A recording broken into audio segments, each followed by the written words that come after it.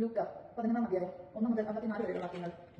യേശു പഠിപ്പിച്ച പ്രാർത്ഥന. അവൻ അവരോട് പ്രാർത്ഥിച്ചുകൊണ്ടിരിക്കുകയായിരുന്നു. പ്രാർത്ഥന കഴിഞ്ഞപ്പോൾ ശിഷ്യന്മാരുടെ ഇടയിൽ പറഞ്ഞു, കർത്താവേ, യോഹന്നാൻ തന്റെ ശിഷ്യന്മാരെ പഠിപ്പിച്ചതുപോലെ ഞങ്ങളെയും പ്രാർത്ഥിക്കാൻ പഠിപ്പിക്കണമേ. അവൻ അരുൾ ചെയ്തു, നിങ്ങൾ ഇങ്ങനെ പ്രാർത്ഥിക്കുവിൻ: പിതാവേ, അങ്ങയുടെ നാമം പൂജിതമാകണമേ, അങ്ങയുടെ രാജ്യം വരണമേ, അന്ന് വേണ്ട ആഹാരം ഓരോ ദിവസം ഞങ്ങൾക്ക് നൽകണമേ. ഞങ്ങളുടെ പാപങ്ങൾ ഞങ്ങളോട് ക്ഷമിക്കണമേ, എന്നാൽ ഞങ്ങളുടെ കടക്കാരോട് ഞങ്ങൾ ക്ഷമിക്കുന്നു. ഞങ്ങൾ പ്രലോഭനത്തിൽ ഉൾപ്പെടുത്തരുത്. പ്രാർത്ഥനയുടെ ശക്തി. അവൻ അവരോട് പറഞ്ഞു, നിങ്ങൾ ഒരുവനൊരു സ്നേഹിതനുണ്ടാക്കി അർദ്ധരാത്രി അവന്റെ അടുത്ത് ചെന്ന് അവൻ പറയുന്നു, സ്നേഹിത, എനിക്ക് 3 അപ്പം വായ്പ തരിക. ഒരു സ്നേഹിതൻ യാത്ര മധ്യേ എന്റെ അടുത്ത് വന്നിരിക്കുന്നു, അവന് കൊടുക്കാൻ എനിക്കൊന്നുമില്ല. അപ്പോൾ അവന്റെ സ്നേഹിതൻ അകത്ത് നിന്ന് മറുപടി പറയുന്നു, എന്നെ ഉപദ്രവിക്കരുത്, കഥ അടച്ചു കഴിഞ്ഞു.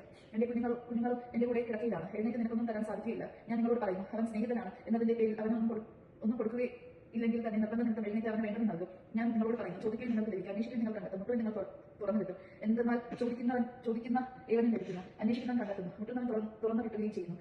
നിങ്ങൾ ഏതൊരു പിതാവാണ് മകൻ മീൻ ചോദിച്ചാൽ പലരും പാമ്പിന് കൊടുക്കുക, മുട്ട ചോദിച്ചാൽ പലരും കേളിന് കൊടുക്കുക? മക്കൾക്ക് നല്ല ദാനങ്ങൾ നൽകാൻ ദുഷ്ടരായ നിങ്ങൾക്ക് അറിയാമെങ്കിലും സ്വർഗ്ഗസ്ഥനായ പിതാവ് തന്നോട് ചോദിക്കുന്നവർക്ക് എത്രയധികം പരിശുദ്ധാത്മാവിനെ നൽകുകയില്ലേ?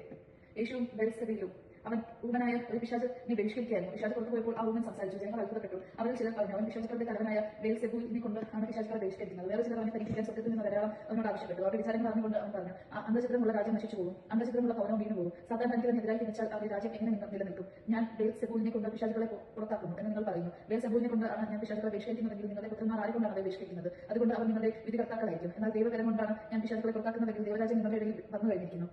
ശക്തൻ ആയുധധാരിയായി തന്റെ കൊട്ടാരത്തിന് കാവൽ നിൽക്കുമ്പോൾ അവന്റെ വസ്തുക്കൾ സുരക്ഷിതമാണ്. എന്നാൽ കൂടുതൽ ശക്തനായ ഒരുവൻ അവനെ ആക്രമിച്ച് കീഴ്പ്പെടുത്തിയാൽ അവൻ ആശ്രയിച്ചിരിക്കുന്ന ആയുധങ്ങൾ മറ്റവൻ അപകരിക്കുകയും കൊള്ളം മുതൽ പാലിച്ചു കൊടുക്കുകയും ചെയ്യും. എന്നോട് കൂടി ഇല്ലാത്തവൻ എനിക്ക് എതിരാണ്, എന്നോട് കൂടി ശേഷിക്കാത്തവൻ ചിതർച്ചു കളയുന്നു. അശുദ്ധാത്മാവിന്റെ തിരിച്ചുവരവ്. അശുദ്ധാത്മാവ് ഒരുവനെ വിട്ടുപോയാൽ വരേണ്ട സ്ഥലങ്ങളിലൂടെ ആശ്വാസം തേടി അലഞ്ഞു നടക്കും. കണ്ടെത്താതെ വരുമ്പോൾ അവൻ പറയും, ഇറങ്ങിപ്പോകുന്ന ഭവനത്തിലേക്ക് തന്നെ ഞാൻ തിരിച്ചു ചെല്ലുമ്പോൾ ആ വീട് അടിച്ചുവാരി സജ്ജീകരിക്കപ്പെട്ടിരിക്കുന്നതായി കാണും. അപ്പോൾ അവൻ പോയി തന്നെക്കാൾ ദുഷ്ടമായ മറ്റേഴ് അശുദ്ധാത്മാക്കളെ കൂടി കൊണ്ടുവന്ന് അവിടെ പ്രവേശിച്ച് വാസം അർപ്പിക്കുന്നു. അങ്ങനെ ആ മനുഷ്യന്റെ സ്ഥിതി ആദ്യത്തേതിനേക്കാൾ മോശമായി തീരും. മഹത്തായ ഭാഗ്യം. അവൻ ഇത് അരുൾ ചെയ്തുകൊണ്ടിരിക്കുമ്പോൾ ജനക്കൂട്ടത്തിൽ നിന്ന് ഒരു സ്ത്രീ ഉച്ചത്തിൽ അവനോട് പറഞ്ഞു, നിന്നെ വഹിച്ച ഉഗ്രവും നിന്നെ പാലിക്കുകയും മുലകളും ഭാഗ്യമുള്ളവർ. അവൻ പറഞ്ഞു, ദൈവവചനം കേട്ട് അത് പാലിക്കുന്നവർ കൂടുതൽ ഭാഗ്യവാന്മാർ. യോനയുടെ അടയാളം. ജനക്കൂട്ടം വർദ്ധിച്ചു വന്നപ്പോൾ അവൻ പറഞ്ഞു തുടങ്ങി, ഈ തലമുറ ദുഷിച്ച തലമുറയാണ്. ഇത് അടയാളം അന്വേഷിക്കുന്നു, എന്നാൽ യോനയുടെ അടയാളമില്ലാത്ത മറ്റൊരു അടയാളവും നൽകപ്പെടുകയില്ല. യോന നിനക്കൾക്ക് അടയാളമായിരുന്നതുപോലെ മനുഷ്യപുത്രൻ ഈ തലമുറയ്ക്കും അടയാളമായിരിക്കും. ദക്ഷിണദേശത്തെ രാജ്ഞി വിധി ദിവസത്തിൽ ഈ തലമുറയ്ക്ക് ജനങ്ങളോട് ഉയർത്തിക്കപ്പെടുകയും ഇതിനെ കുറ്റം വിധിക്കുകയും ചെയ്യും. എന്നാൽ സോളമന്റെ വിജ്ഞാനം ശ്രമിക്കാൻ അവർ ഭൂമിയുടെ അവധിയിൽ നിന്ന് വന്നു. എന്നാൽ ഇതാ ഇവിടെ സോളമനേക്കാൾ വലിയവൻ. നിങ്ങളുടെ നിവാസികൾ വിധദിനത്തിൽ ഒരു തലമുറയോടുകൂടി ഉയർത്തെഴുന്നേൽക്കുകയും ഇതിനെ കുറ്റം വിധിക്കുകയും ചെയ്യും. എന്നാൽ യോനയുടെ പ്രസംഗം കേട്ട് അവർ പശ്ചാത്തലിച്ചു. എന്നാൽ ഇതാ ഇവിടെ യോനേക്കാൾ വലിയവൻ. കണ്ണ ശരീരത്തിന്റെ വിളക്ക് കൊളുത്തി ആരും നിലവറയിലെ പറവയുടെ കീഴിലോ വയ്ക്കാറില്ല, മറിച്ച് അകത്ത് പ്രവേശിക്കുന്നവർക്ക് വെളിച്ചം കാണാൻ പീഠത്തിന്റെ മേലാണ് വയ്ക്കുന്നത്. കണ്ണാണ് ശരീരത്തിന്റെ വിളക്ക്. കണ്ണ് കുറ്റമറ്റതെങ്കിൽ ശരീരം മുഴുവൻ പ്രകാശിക്കും. കണ്ണ് ദുഷിച്ചതാണെങ്കിൽ ശരീരം മുഴുവൻ ഇരുണ്ടു പോകും. അതുകൊണ്ട് നിന്നിലുള്ള വെളിച്ചം ഇല്ലാതിരിക്കാൻ സൂക്ഷിച്ചു കൊടുക്കുക. ഇരുളടഞ്ഞ ഒരു ഭാഗവുമില്ലാത്ത ശരീരം മുഴുവൻ പ്രകാശം നിറഞ്ഞതാണെങ്കിൽ വിളക്കതിന്റെ രശ്മികൾ കൊണ്ട് നിനക്ക് വെളിച്ചം തരുന്നതുപോലെ ശരീരം മുഴുവൻ പ്രകാശനീയമായിരിക്കും. പരിസരത്തെയും നിയമജ്ഞരുടെയും കപട നാട്യം.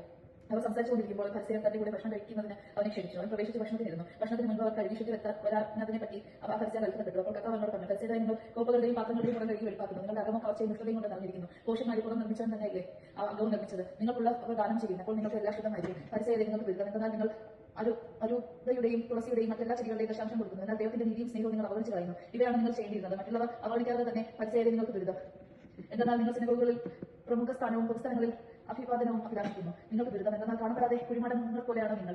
അതിന്റെ മീതി നടക്കുന്നവൻ അത് അറിയുന്നില്ല. നിയമജ്ഞരിൽ ഒരാൾ അവനോട് പറഞ്ഞു, ഗുരു, നീ ഇങ്ങനെ സംസാരിക്കുമ്പോൾ ഞങ്ങളും കൂടി അപമാനിക്കുകയാണ് ചെയ്യുന്നത്. അവൻ പറഞ്ഞു, നിയമജ്ഞർ, നിങ്ങൾക്ക് ബിരുദം. അങ്ങനാവാത്ത ചുമതലകൾ മനുഷ്യരുടെ മേൽ നിങ്ങൾ ഏൽപ്പിക്കുന്നു. നിങ്ങളോ അവരെ സഹായിക്കാൻ ചെറുവരെ പോലെ നടക്കുന്നില്ല. നിങ്ങൾക്ക് ബിരുദം. എന്നാൽ നിങ്ങളുടെ പിതാക്കന്മാർ വധിച്ച പ്രവാചകന്മാർക്ക് നിങ്ങൾ കല്ലറകൾ പണിയുന്നു. അങ്ങനെ നിങ്ങളുടെ പിതാക്കന്മാരുടെ പ്രവൃത്തികൾക്ക് നിങ്ങൾ സാക്ഷി അംഗീകാരം നൽകുന്നു. എന്നാൽ അവർ അവനെ കൊന്നു, നിങ്ങളോ അവർക്ക് കല്ലറ പണിയുന്നു. അതുകൊണ്ടാണ് ദൈവത്തിന്റെ ജ്ഞാനം ഇങ്ങനെ പറയുന്നത്, ഞാൻ അവരുടെ അടുത്തേക്ക് പ്രവാചകന്മാരെ അപ്പോസ്തലന്മാരെ അയക്കും. അവരിൽ ചിലരെ ഞാൻ പീഡിപ്പിക്കുകയും കൊല്ലുകയും ചെയ്യും.